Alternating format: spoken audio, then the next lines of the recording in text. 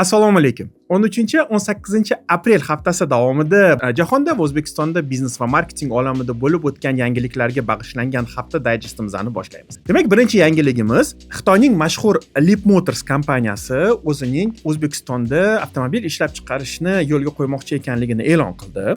Buxoro viloyatining rahbariyati bilan uchrashuvda Leap Motors kompaniyasi 50 million boshlang'ich investitsiya kiritgan holatda yiliga boshlang'ich etapda 20 mingta avtomobil ishlab chiqaradigan zavodni ishga tushirmoqchiligini aytayapti. Bu menimcha juda ham zo'r yangilik, sababi o'sha O'zbekistonda qancha ishlab chiqarish raqobat oshaversa, shuncha yaxshi bo'ladi. O'sha oxirgi tendensiyalar ham shuni ko'rsatyaptiki, misol uchun Chevrolet zavodining ulushi yildan yilga kamayib boryapti, lekin hali ham juda ham yuqori. Lekin aynan o'sha BYD, Kia va shunga o'xshash ishlab chiqaruvchilar O'zbekistonda ko'paygan sari raqobat oshadi. Raqobat oshishi esa har doim bozorni rivojlanishiga olib keladi va albatta O'zbekistonga kiradigan investitsiyalarning oshishi ham iqtisodiyotga to'laqonli foyda olib keladi. Keyingi yangilik jarimalar bilan bog'liq. Ya'ni yangi prezident qaroriga ko'ra biznesga belgilangan jarimalar agar ixtiyoriy ravishda 1 oy davomida to'lansa, unda o'sha xuddi mana hozirgi kunda GAIga to'lanadigan jarimaga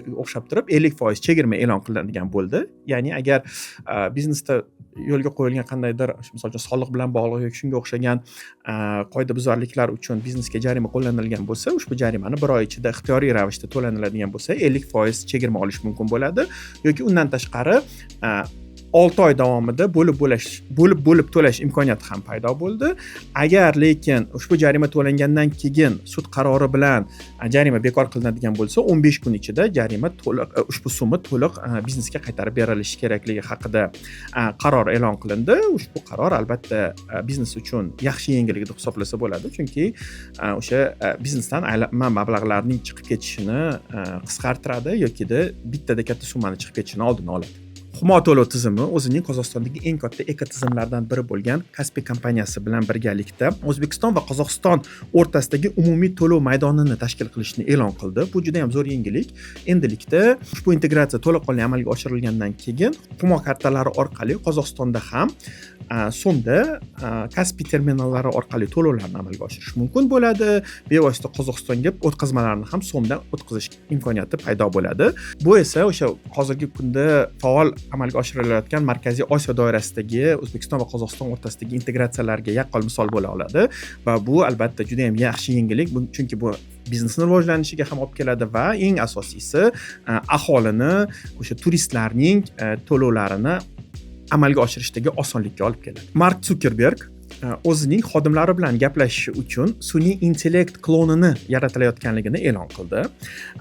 Financial Times'ning xabar berishicha, Meta kompaniyasi o'zining rahbarining imo-ishoralari, chiqishlari, so'zlash uslublarini o'rganib chiqqan holatda Mark Zuckerbergning sun'iy intellekt asosidagi klonini yaratayotgan ekan. Bu keyinchalik o'sha ushbu klonning vazifalari xodimlar bilan gaplashish, maslahat berish yoki turli xil majlislarda qatnashish vazifalarini bajarar ekan. Qanchalik bu hayotga to'liq tatbiq etiladi yoki qanchalik muhim masalalarda klondan foydalaniladi, bu hali noma'lum, albatta buni vaqt ko'rsatadi, lekin bu yana bir marta sun'iy intellektning hayotimizga tobora ko'p kirib borayotganligidan yaqqol misol. O'tgan hafta bo'lib o'tgan eng zo'r yangiliklardan biri bo'lgan o'sha shaxmatchimiz Javohir Sindarovning nomzodlar turniridagi g'alabasiga bag'ishlangan tadbirlar bu hafta davom etdi. Ya'ni Javohir O'zbekistonga qaytib keldi va O'zbekistonda ham uni tantanali kutib olish marosimi bo'ldi. Unga davlat rahbari tomonidan davlat ordenlari topshirildi, qo'llab-quvvatlandi. Juda ham katta ommaviy tadbirlar bo'lib o'tishi kutilyapti. Umuman o'zi bu juda ham katta g'alabaligi barchamizga ma'lum va bu bilan yana bir marta men Javohir Sindarovni tabriklayman, lekin yana bir boshqa bir e'tibor qaratmoqchi bo'lgan jihat shundaki, ikkita kompaniya Javohirning homiysi hisoblanadi. Bu O'zbekiston Milliy tashqi iqtisodiyot banki, ya'ni tashqi iqtisodiy faoliyat O'zbekiston Milliy banki NBU va Ishonch kompaniyasi va eng muhim joyi shundan iboratki, Javohirning kiyimlarida aynan o'sha O'zbekistonga kelganida ham ushbu brendlar to'laqonli aks etgandi va hattoki o'sha prezident bilan uchrashuvda ham ushbu brendlar barcha kameralarga tushishdi va bu aynan o'sha brendning to'liq integratsiyasi to'g'ri qilinganligidan yaqqol misol. Bu menimcha brendlarning o'sha homiylikka ajratgan pullarini ancha qismi qoplandi deb hisoblasak bo'ladi. Mana hozir o'sha kadrlarni qo'yib ketaman, ko'rishingiz mumkin.